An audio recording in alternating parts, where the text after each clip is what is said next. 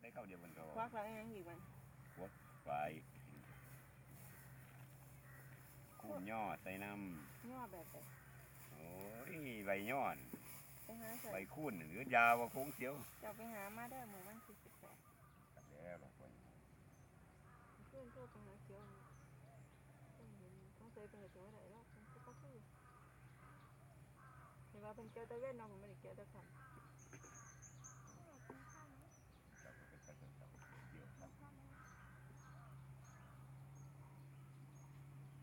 อันนั้นไปเมื่อแต่ว่ามีใครเกี่ยวดังนั้นนี่คือมันนั่งมาเขาเอื่นกวกจำนั่งกวกคือใส่อะไรเกี่ยวไปยืนนั่งในสม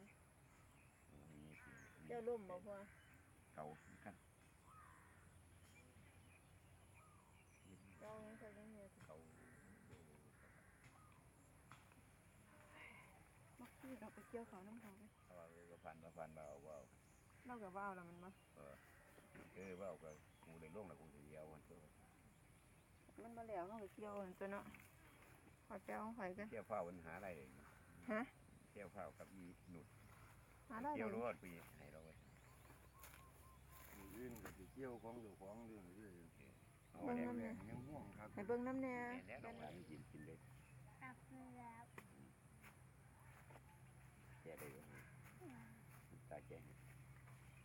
กระดูกโอ้ยมีกระดูกตายกินวังไหนมันนะมีกระดูกลงไปกันนี่เลย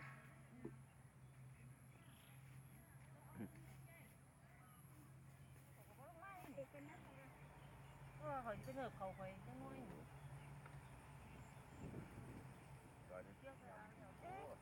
มันมีผู้ซอย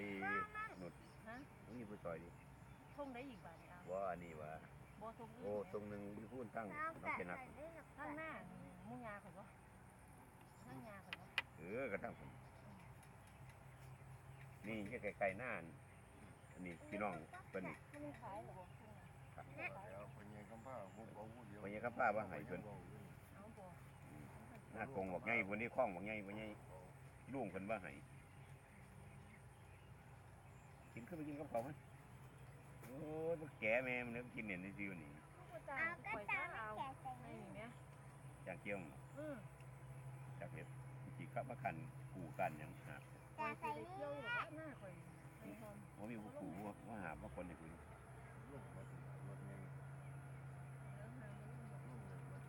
บอกว่าให้แกะไปนี่แน่เดี๋ยวผมบอกตาแก่จะหันไปหนีต้องแล้วตากันแก่น่ะไตพลังเย็นที่ว่ามาบอกมอนที่บอกฮอดถึงไปไหนนั่งไหนที่ไหนนี่เลยมอนที่บอกฮอดเอาเนี่ยเจ้าก็เมียนร้านไทยที่ก่อยเนี่ยนี่หลังเหนียวเมียนเลยว่าเมียนนะก็หลังหมองเอาคนละหลังไหนนี่หลังนี้เนี่ยว่าลูกจะซื้อเอาไปวันสนใจไปเนี่ยเจ้านี้เอาก็หลังที่มันเก่าใหญ่เลยแท้ไม่อ้วนเขาขาว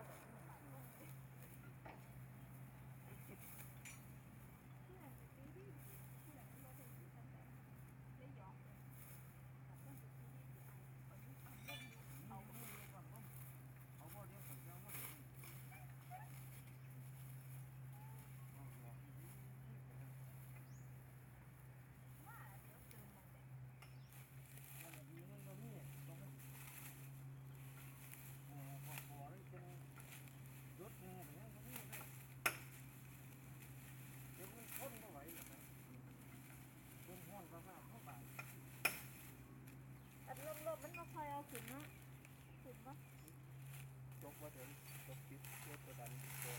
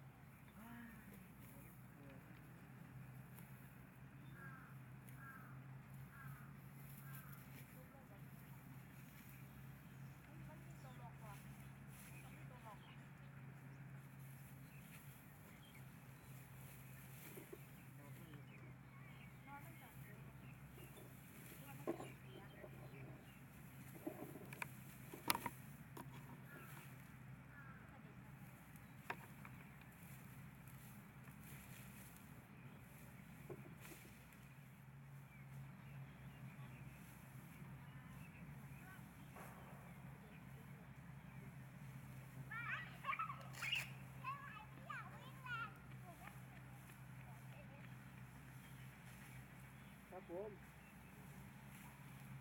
ครับนั่งครับอาจารย์สิครับเหรอบอกเพราะท่านไหนยังเกี่ยวอยู่ครับกำลังสอบรถไปดูคนนี้สายพานตกว่าสายพาน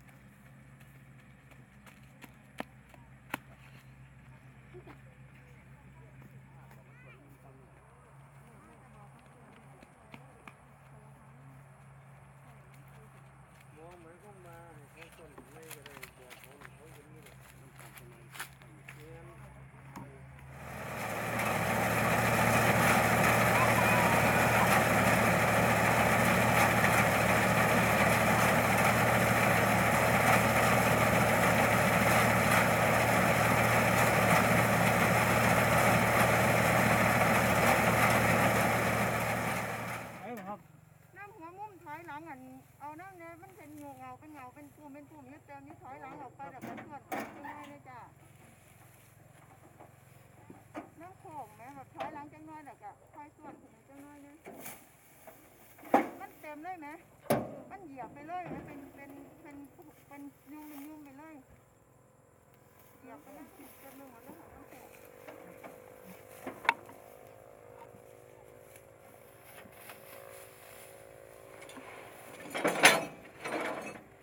แล้วผมไล่นะ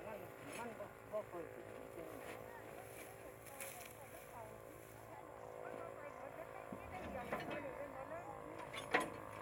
หัวเลี้ยว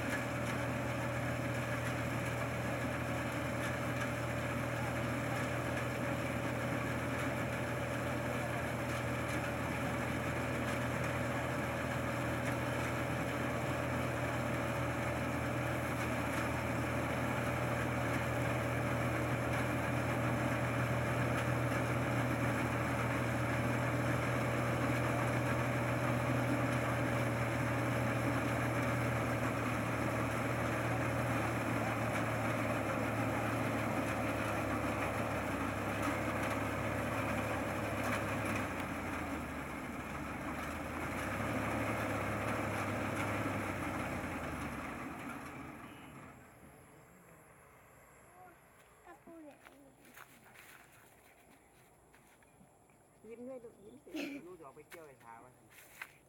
พี่ใหม่ ลูกค้าบ่ค่ะ งานครับ เที่ยวได้เท่าไหร่ค่ะ กันเท่าตัดเองกับก็มีลูกน้องกับจังซื้อ3-4 พันจังซี่กันได้2เที่ยวกินได้ขึ้นเลี้ยงกัน กำไรเฮาก ำไรเฮา ใช่เพิ่นว่าอันอยู่ค่าตัดแป๊บเดียวก็ได้กำไรอยู่ค่ะ เฮาซื้อได้ก็ได้ ไม่ได้ท คันหาได้ปุ๊บเฮาก็ไปตัดแล้วเฮาก็ได้อันนี้ได้เฮาได้เงินเลยนะ ได้เงินเลยไปส่งเขาก็ คือมันแบบว่าคันว่าหาอยู่ค่าได้ปุ๊บคือเฮาเห็นเป็นเงินเลยนั่นไหมว่าแต่ได้มองเฮาก็ตัดแล้วก็แล้วเนาะ ที่แล้วก็ซื้ออยู่นี่มันเป็นเงิน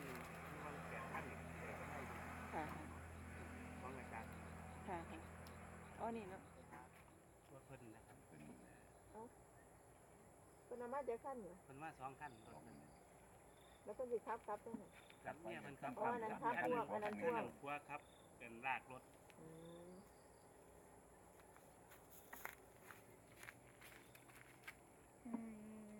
ำไม่ได้ท ดูแล้วโน่นได้ อีก2รอบตอนนี้ก็แล้ว แล้วแล้วนี่ แล้วต้องแล่นได้2รอบก็ ไป แล้ว ซาดอยู่สิแต่มื้ออื่นพุ่นเอาไปเบิ่งเอา